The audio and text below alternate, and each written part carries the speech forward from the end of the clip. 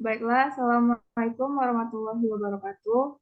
Kami dari kelompok 4 Asimo. Pada kesempatan kali ini, kami akan mempresentasikan proyek akhir kami, yaitu sistem rekomendasi jurusan komputer.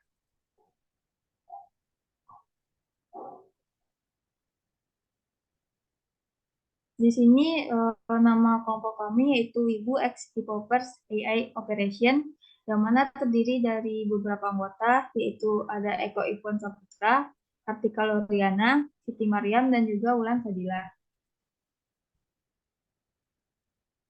Mungkin untuk latar belakang dan rumusan masalah akan dijelaskan oleh Siti Mariam. Kepada Siti Mariam disilahkan. Oke, selanjutnya ada latar belakang dan rumusan masalah. Yang pertama itu ada latar belakang. Banyak siswa menengah yang masih bimbang dalam mengambil keputusan mengenai kelanjutan studi mereka atau saat memilih jurusan kuliah. Salah memilih jurusan kuliah bisa berdampak pada kegagalan seseorang dalam bidang akademik. Sehingga pemilihan jurusan ini harus dipertimbangkan dan dilakukan sedini mungkin. Salah dalam memilih jurusan biasanya disebabkan karena kurangnya pengetahuan mengenai jurusan yang ada, mengikuti saran dari orang tua, ikut-ikut teman, gengsi, ataupun karena tidak ada pilihan jurusan lainnya. Di sini, kami membuat sebuah web sistem rekomendasi yang dapat merekomendasikan jurusan sesuai minat dan karir karir yang diharapkan calon mahasiswa. Nilai matematika terakhir dan jurusan saat sekolah menjadi parameter atau atribut penunjangnya. Dengan latar belakang tersebut, ada dua rumusan masalah.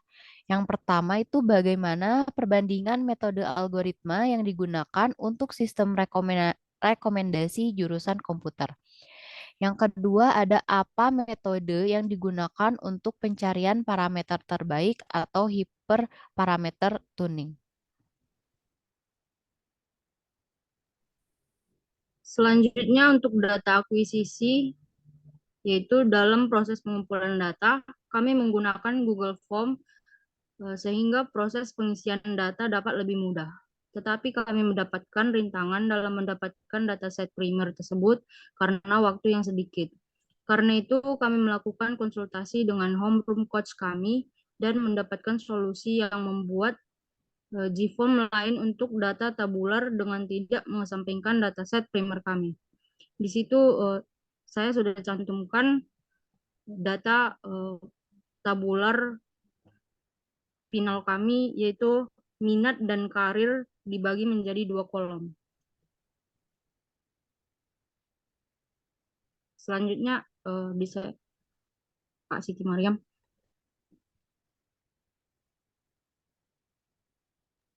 Selanjutnya itu ada tahap preprocessing atau explore data analis. Tahap ini dilakukan agar data yang telah didapat sebelumnya ini dapat siap digunakan pada tahap modeling. Pada tahap ini dimulai dengan memvisualisasikan data seperti gambar eh, yang sebelah kanan ini.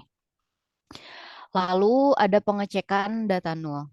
Dan em, di tahap ini juga saya merubah kolom jurusan saat sekolah, minat, karir, dan program studi saat ini menjadi sebuah indeks agar mempermudah proses modeling.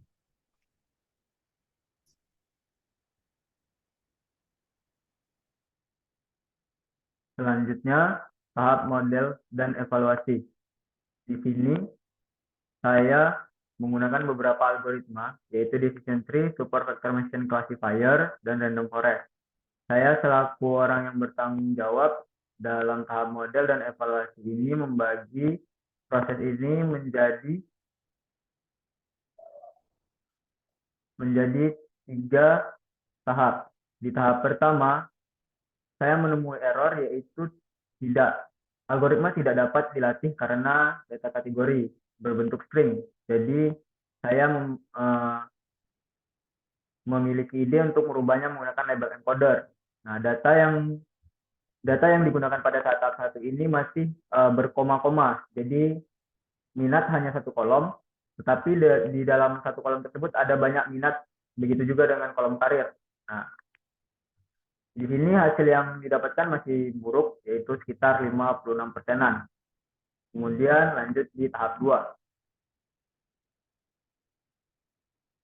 Nah, di tahap 2 ini kami sudah melakukan bimbingan kepada homegrown coach dan coach AI domain data science, di mana kami memisahkan beberapa kolom, memisahkan kolom karir dan minat tadi menjadi beberapa kolom.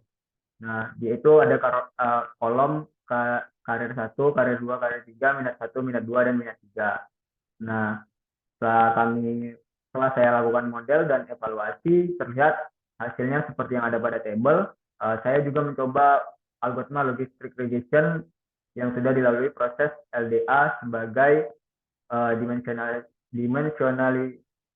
dimensionality reduction, dan hasilnya seperti pada tabel memang masih sangat buruk. Kemudian lanjut di tahap 3. Nah, modeling di tahap 3 ini, dataset yang digunakan adalah dataset final yang sudah dijelaskan oleh Kak Artika Loriana. Di sini terlihat tiga algoritma yang digunakan mendapatkan hasil akurasi yang sangat baik, di mana hyperparameter tuning yang digunakan adalah BitSearch untuk menemukan parameter terbaiknya.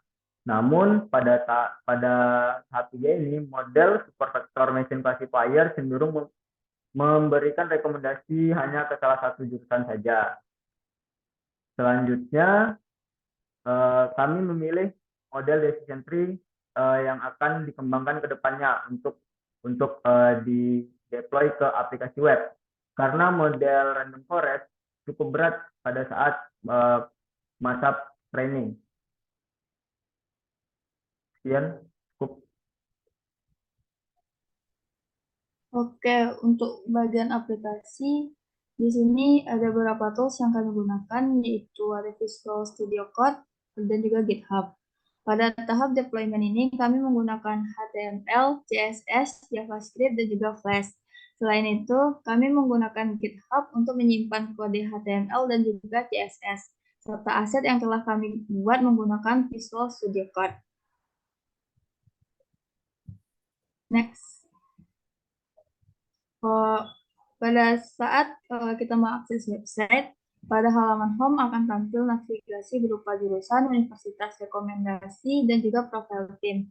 Di sini juga ada button Get Started, yang mana jika diklik akan menuju ke halaman rekomendasi. Selain itu juga ada tampilan halaman jurusan, universitas terkait, dan juga profil dari kelompok kami. Ini adalah tampilan dari halaman jurusan, di mana pada halaman jurusan ini terdapat beberapa jurusan, yang mana jika kita mengklik button selengkapnya, maka akan tampil penjelasan detail mengenai jurusan tersebut. Begitu juga dengan halaman universitas. Jika kita mengklik button selengkapnya, maka akan muncul halaman detail mengenai universitas tersebut. Ini adalah bagian profile tim, yang mana ada foto dan nama dan juga universitas dari anggota kelompok, dan ada bagian footernya. Next.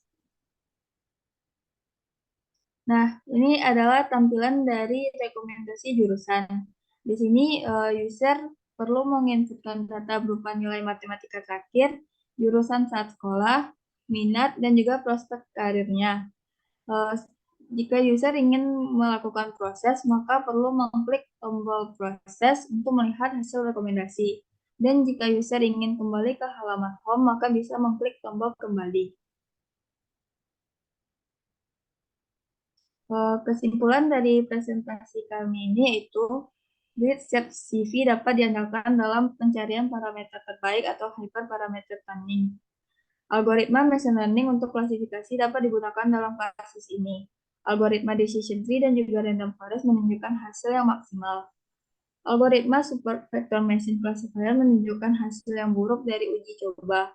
Walaupun hasil akurasi pada testing tinggi, saat diuji dengan data real, cenderung merekomendasikan ke salah satu jurusan saja.